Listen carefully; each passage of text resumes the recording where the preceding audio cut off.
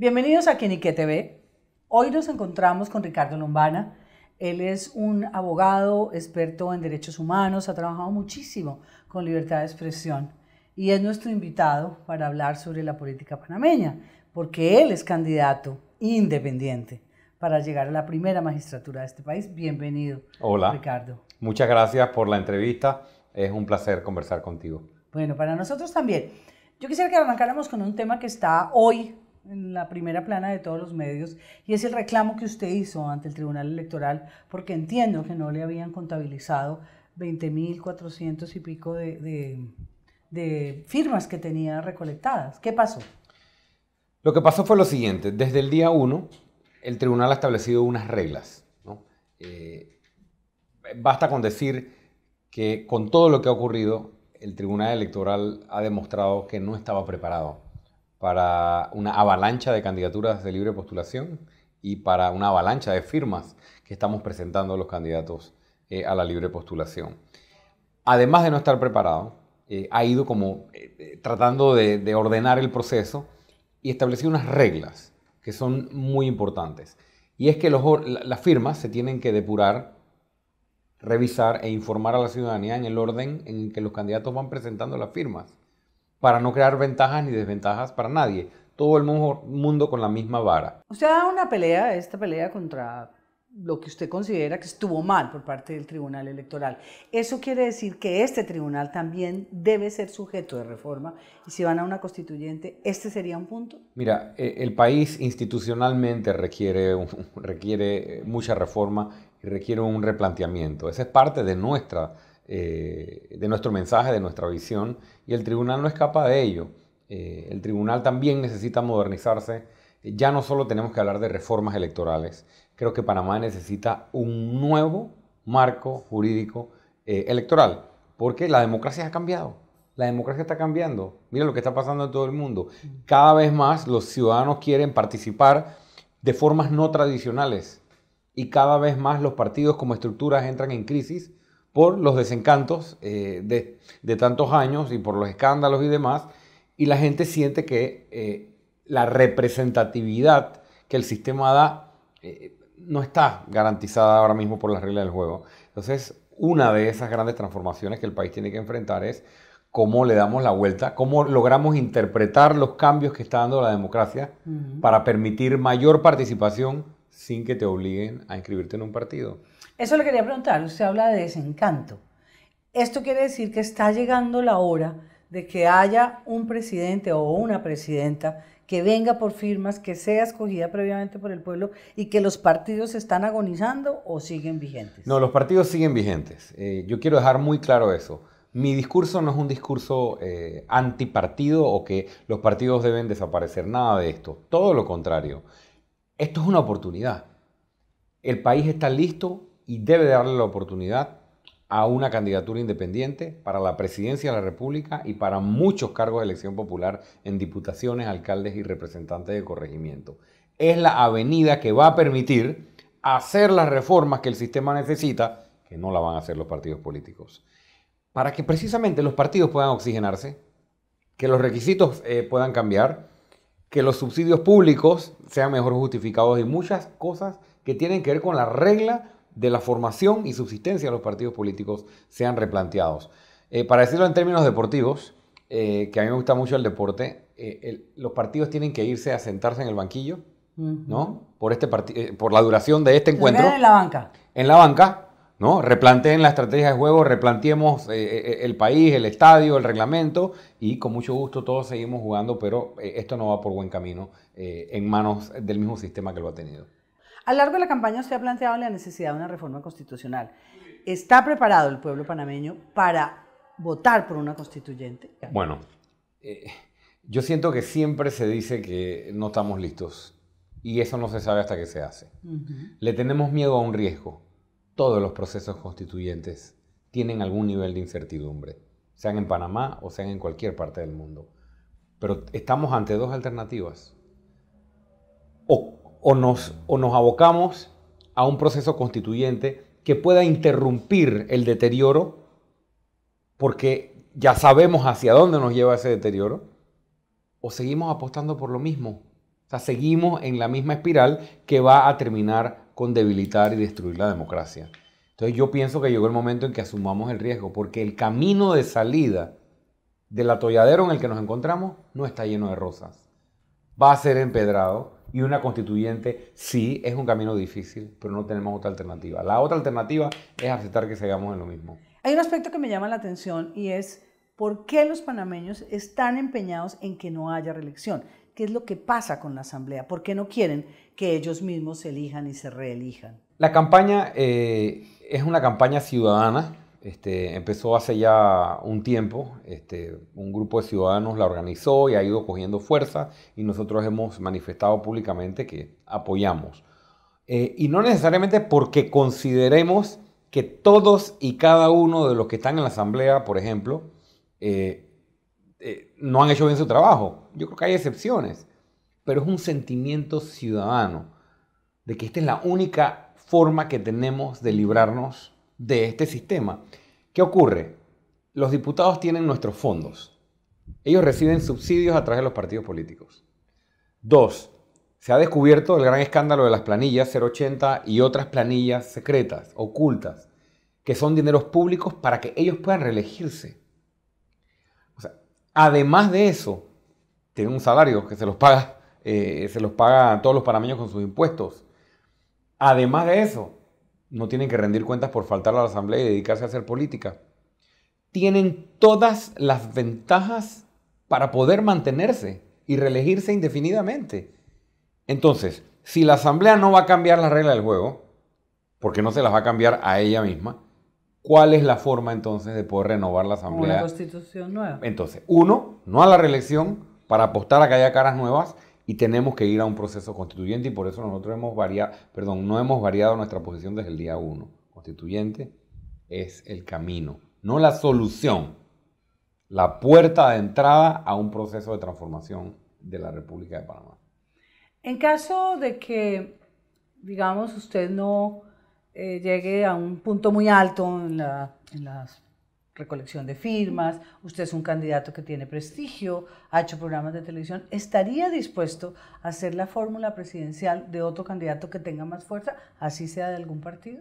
Con los partidos está descartado. Lo he dicho desde el día 1, lo reitero hoy y lo reiteraré siempre. Fue un compromiso que hice frente al país. No voy a ser candidato de ninguna fórmula de ningún partido político, de los partidos legalmente constituidos. ¿Y de otro constituidos. independiente? Con respecto a los independientes, la posición es difícil. Te digo por qué. Porque es que las firmas son para que yo sea candidato a la presidencia. Es distinto, ¿entiendes? El que me firma mi libro y me dice, yo te estoy firmando porque yo quiero que tú seas candidato a la presidencia. Sí. Entonces, negociar esas firmas para una fórmula con otro candidato, no es que simplemente diga, no, me opongo, sino que tengo que tener mucho cuidado con lo que significan esas firmas. No necesariamente esas firmas se trasladarían. No se trasladan. Nosotros, hay algunos candidatos independientes a la presidencia que hemos mantenido buena comunicación y que entendemos que no puede dividirse el voto de los independientes. Entonces hay que esperar a ver quiénes vamos a hacer los 3 con más firmas y luego ver las posibilidades de éxito electoral frente al torneo de mayo. Mi aspiración es estar entre los 3 y mi aspiración es ser la cabeza. Ya está dentro de los 3 que tienen las hoy, firmas. Sí, pero hasta el 5 de enero. Hasta el 5 de enero sí. Ya sigue lo que viene. De los problemas que tiene Panamá, corrupción, pobreza, problemas en la educación, me enteré que el presupuesto es muy bajito. ¿A qué le apuntaría usted en los 3 puntos esenciales de su gobierno si llega a ser presidente? Bueno, precisamente gracias por decir 3, porque tenemos 3 pilares. El movimiento Otro Camino Panamá, que es el movimiento que apoya mi candidatura, tiene 3 pilares. El primero es la constituyente, que es el replanteamiento institucional, los 3 órganos del Estado, entre otros puntos. El del medio, el 2, pero que yo considero el corazón, la columna vertebral, es la educación, que es el más importante de los 3. Y el tercero se llama gobierno eficiente. Hay ciertos obstáculos que Panamá tiene que se anteponen a la posibilidad de resolver problemas como salud, transporte, agua. Y es que la política partidista es un obstáculo. ¿Por qué? No por los partidos, porque los nombramientos políticos en el aparato estatal cada vez son más grandes y el gobierno cada vez es más ineficiente y el gobierno cada vez es más empleador de los partidos que solucionador de los problemas de los panameños. Entonces tenemos que tener un programa para reducir el tamaño del gobierno si queremos resolver los problemas de agua, de salud y demás, porque el gobierno tiene que ser eficiente. Se ha disparado en las últimas administraciones el tamaño en fondos, en presupuesto asignado y en cantidad. Eso es lo bonito de ser candidato independiente, que yo puedo hablar de estos temas. Sin estar amarrado al Los partido. candidatos de los partidos jamás hablarían de la necesidad de reducir el tamaño del gobierno, pero esa es una necesidad que tiene el país. Pero candidato, hay un punto es que uno los escucha en las campañas, no solamente Sí. aquí, sino en muchos países, decir una cosa y cuando llegan al gobierno no es que no quieran hacer las cosas, sino que se estrellan con la realidad. En Colombia lo llaman mermelada. Me imagino que usted entiende perfectamente el término, es repartir puestos, entregar contratos, porque esa es la realidad, infortunadamente, latinoamericana o los países del tercer mundo. Se estrellan cuando llegan y no pueden de verdad ejecutar lo que han pensado. Bueno, yo hasta ahora pienso que parte de la razón por la que nos hemos estrellado es porque ha llegado a la presidencia personas que están comprometidas con intereses partidistas particulares o con sectores económicos en particular y que esa ha sido la limitación para poder tomar algunas decisiones importantes. Entonces, yo sé que me voy a enfrentar con esa realidad. Por supuesto, yo no la voy a borrar. Pero si uno no es vulnerable al chantaje, porque uno no tiene nada escondido por ahí, entonces uno puede hacerle frente y negociar lo que políticamente es correcto negociar. Oiga, ¿cómo es esto de que vamos a permitir que aquí lo que se negocia es plata de los panameños para otorgarse a los diputados, para que hagan política? Eso no es gobernabilidad, eso es robarse la plata. Dos, ¿cómo es que vamos a aceptar que, bueno, la gobernabilidad es que al diputado que ahora va a aprobarnos el proyecto se le va a una cuota de nombramientos en el Ministerio de Salud o en la Caja del Seguro Social? Pero entonces para eso tendría que hacer primero la reforma constitucional porque usted tiene que pasar los proyectos por la Asamblea. Es el pilar número uno de nuestro... Si no hace ese cambio, ellos mismos no le van a aprobar. Es lo que está pasando, por ejemplo, con Colombia. Entonces se nombra un gabinete técnico y se estrella con un Congreso absolutamente enmermelado, como dicen, un Congreso que está esperando que le den prebendas. Bueno, ¿Y los panameños están listos para votar una constituyente? Espero que sí. Yo he dicho desde hace como un año que estoy comprometido con una consulta popular que pregunte sí o no. Okay. Es más, yo me uní a quienes solicitaron incluir la quinta papeleta en esta elección de mayo, que pregunte sí o no. Y no la ahorrar tiempo. ¿Y no la aprobaron? No. Entonces, si no ocurre, que yo creo que ya es muy tarde para que ocurra, es lo primero que tenemos que hacer, por dos razones. Uno, para legitimarlo, porque no es lo mismo que un candidato diga, el país necesita una constituyente, a que lo decía el país. Entonces, vamos al sí o no. No le tengamos miedo al sí o no. Y dos, si gana el sí, ahí está el mandato del presidente de la República. Sí. ¿Es una consulta popular? No, entonces, con eso evitamos que yo aquí hable cosas bonitas y cuando llegue al gobierno, sabes que la constituyente no nos conviene. Lo que tenemos es que ir a la consulta, que se vote y si se dice que sí, es un mandato que no se puede archivar en ningún archivador por más bonito que sea. Ojalá que eso se cumpla. Hay un tema que tiene que ver con fronteras, con migraciones, con narcotráfico, las relaciones con Colombia, con los otros países fronterizos. ¿Qué va a hacer el gobierno si usted llega a la presidencia en el caso, por ejemplo, del narcotráfico? Sabemos que el canal es un camino fácil para llegar a todo el mundo con el narcotráfico, con la cantidad de coca que está pasando por esta parte. Hay un acuerdo entre los dos países y acuerdos aquí adentro, pero no se ha logrado nada. ¿Qué podría hacer usted? Mira, mis propuestas, que han sido bastante limitadas por la veda electoral, y que hemos tenido nosotros que concentrarnos mucho más en las firmas que en este tipo de discusión que es la que nos gustaría tener, no ha permitido tal vez que entremos en toda esta discusión o en estos planteamientos. Pero sí te voy a decir que no podemos ser más eficientes o eficaces en la lucha contra el narcotráfico si no limpiamos nuestras instituciones primero. Nosotros tenemos nuestros consultores y a nuestros consultores les estamos precisamente pidiendo los reportes. Y todos han coincidido en que hay que limpiar las instituciones dedicadas. ¿Es fuerte la combatir. corrupción? Sí. ¿Comprada por el narcotráfico? Está penetrada, las instituciones de seguridad están penetradas por el crimen organizado. Eso lo han dicho ministros de seguridad del país, de nuestro país.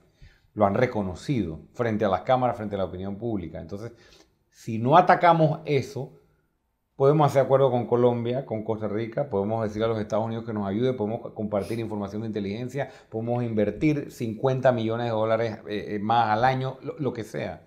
Me parece que van a ser recursos dedicados de manera no eficaz, porque no van a apuntar. Hay una realidad y es la ruta. Nosotros estamos en el medio, somos la ruta, el 80% prácticamente de la droga que llega a Estados Unidos pasa por nuestro aire, mar o tierra. Y es una realidad con la que nosotros tenemos que enfrentar, ¿no? Tal vez no vamos a lograr jamás desaparecerla, porque eso es imposible, pero el combate sí puede ser más eficiente y créame que nosotros estamos trabajando con nuestro equipo para ello. Pero países más poderosos, es el caso de Estados Unidos o México, miren las circunstancias en las que están, porque de todas maneras no podemos negar que Estados Unidos tiene también corrupción interna, si no, no entraría esa cantidad de droga. Se habla de la posibilidad de legalizar la droga. ¿Usted estaría de acuerdo? ¿Lo pensaría? Yo no te diría que estoy de acuerdo, pero yo sí he dicho anteriormente, como precandidato y antes de ser precandidato, yo estoy abierto a la discusión. Yo estoy abierto a esa discusión. Yo quiero ir a esa discusión. Quiero tener todos los argumentos. Quiero escuchar, quiero ver las estadísticas de los países que ya intentaron algo con algunas de las drogas. ¿Cuáles son los resultados? Yo creo que tenemos que ir a esa discusión. Si lo que estamos haciendo no ha resultado, definitivamente eso no lo tenemos que comprobar. Entonces vayamos a la discusión. Creo que el país no está listo para decir ya legalización y el mundo tampoco, pero yo quiero ir a la discusión porque es algo que no se ha evaluado y no se ha discutido. Entonces, ¿cuáles son los tabúes? Discutámoslo. Si la sociedad concluye que ese no es el camino, no, se esperará un poco más. Pero tenemos la espada de Damocles de Estados Unidos que no lo va a permitir. Pues mientras ellos digan que no se aprueba, no se aprueba. Bueno. Estamos amarrados. Algo que me llama la atención, y lo he preguntado en las entrevistas que hemos hecho a lo largo de estos días, es cómo puede ser que Panamá sea un país rico, un país geográficamente privilegiado, un país que ha crecido. Es impresionante y es yo creo que un orgullo para los panameños haber recibido el canal y con todas las dudas que había, lo han mejorado. ¿Sí? Lo reformaron, lo ampliaron. ¿Por qué Panamá no disfruta? ¿Por qué Panamá, y repito la pregunta, no es el Singapur, el Corea de América Latina, teniendo todo para hacerlo? Y encontramos pobreza, malnutrición, falta de educación, problemas fronterizos. ¿Qué pasa? ¿Por qué Panamá no ha sido capaz de disfrutar y poner a su pueblo a disfrutar de las bondades que tiene el canal? Así como me siento orgulloso de ser panameño por todo lo que hemos logrado como país, grandes infraestructuras, gran crecimiento económico, somos la envidia de algunos países de la región en términos de crecimiento, en términos de ingresos per cápita o algunos indicadores. Sin embargo, así como me siento orgulloso, también los panameños debemos sentir vergüenza por esa realidad que usted describe, que tiene que ver con la desigualdad. Panamá es uno de los países más desiguales del mundo. Y eso a mí me da vergüenza, porque no puede ser que el mismo país que va a tener 4 puentes sobre el canal de Panamá, un centro financiero, los puertos y muchas otras cosas que podríamos seguir enumerando. 3 líneas del metro vamos a tener dentro de algunos años y seguramente la 4. Un tren a Chiriquí, se habla de un tren. Tantas cosas maravillosas en términos de infraestructura, pero cuando te vas a la persona, al ser humano, la inversión en el ser humano ha sido puesta en segundo plano. ¿Y ahí qué va a hacer? No, bueno, precisamente usted me pregunta por la razón. 1, corrupción. Creo que es una de las grandes razones por las cuales existe esa realidad. 2, el conflicto de intereses. Esa combinación entre grupos de poder económico influyendo o controlando decisiones importantes en materia de gobierno, en materia de decisiones de gobierno, mucho más orientadas a qué es negocio bueno para el país en vez de qué le conviene al panameño y al general de la población panameña. Y 3, la educación. Porque en la medida en que nosotros superemos el escollo educativo, tendremos ciudadanos que no se dejarán y que saldrán a exigir y que podrán competir de tú a tú con otros panameños o con los extranjeros que vengan. Pero eso es lo que nos ha faltado. Yo pondría esos tres temas o esas tres razones en línea como la explicación de por qué tanta desigualdad. Y son sus pilares. Y la última, las relaciones con Colombia y el diferendo comercial que tenemos, el conflicto de 8 años entre la OMC por el tema de los aranceles. ¿Cómo solucionar eso? Mira, la OMC ya se ha manifestado y pareciera que por más que se conversa la situación, la posición de Colombia no ha cambiado. Si ya hay una decisión internacional y eso no ha logrado que la posición colombiana varíe, entonces el problema no es ya de decisiones internacionales, porque no se ha respetado lo establecido por la OMC. Se trata de diplomacia y del manejo que tenga Panamá en sus relaciones bilaterales con Colombia, que me parece que tal vez ahí estaba el fallo. Y dos, en diplomacia o en relaciones exteriores, no solo se trata de la vía directa con Colombia. Panamá tiene que volver a ser ese gran país moviéndose en la arena internacional, logrando apoyos de otros países para poder enfrentar una situación de un país que económicamente, obviamente, tiene un músculo importante, ¿no? Como es Colombia, y que no hemos logrado superar el escollo. No veo otros mecanismos internacionales a disposición, pero sí veo la posibilidad de hacer un trabajo diplomático mejor, sobre todo buscando aliados. Y no me voy a meter en el tema OECD y demás, pero creo que tiene algo que ver con eso, para lograr un mejor desenlace de Colombia, respetando lo que ya ha mandado la OMC. Bueno, esperemos que sí. Es que nosotros somos primos hermanos dobles, ¿o no? Sí. Colombia y Panamá, y no podemos estar en estas circunstancias.